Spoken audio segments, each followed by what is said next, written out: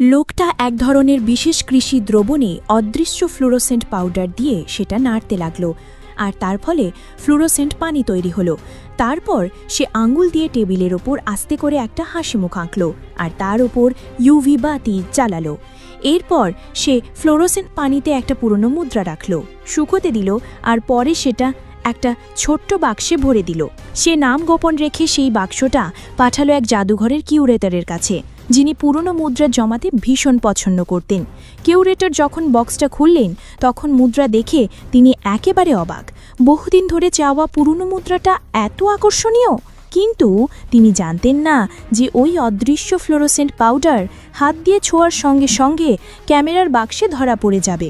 এদিকে ওর সঙ্গী আমান এক পর্যটকের ছদ্মবেশে ক্যামেরা হাতে জাদুঘরের চারপাশে ছবি তুলছিল। আসলে ক্যামেরার লেজার ফ্রিকোয়েন্সি সেন্সর ডিসপ্লে কেসের নিচে থাকার তাপ সেন্সর অ্যালার্মটা চালু করে দেয়। ডিসপ্লে কেস নাম্বার 8-এর অ্যালার্ম চালু হতেই ভেতরের ক্যামেরা স্বাধীনতার ঘোষণাপত্রটা তৎক্ষণাৎ পুরোপুরি অটো ছড়িবিরোধী সিস্টেম দিয়ে ভূগর্ভস্থ সেফে ফেরত পাঠানো হলো। কিউরেটর বার্তা পেয়েই সেফের দিকে দৌড় দিলেন, কিবোর্ড খুলে পাসওয়ার্ড দিলেন। তিনি একদমই জানতেন না যে হাতে ফ্লোরোসেন্ট জিনিসটা কেসের উপর ছাপ রেখে গেছে। কিউরেটর সেফে ঢুকতেই আমান জাদুঘরের মেশিন রুমে লুকিয়ে ঢুকে আর ছোট্ট ইলেকট্রিক ড্রিল দিয়ে তারের নালি খুলে ফেলে। এরপর জিয়াক্সি মাইক্রো ক্যামেরা আপগ্রেড নালি দিয়ে ট্রান্সমিশন লাইনগুলো একে একে সরিয়ে নেয়। নজরদারি সিস্টেম নষ্ট হওয়া দেখে আমান সব ক্যামেরা সাইলেন্ট মোডে চালু করে দেয়।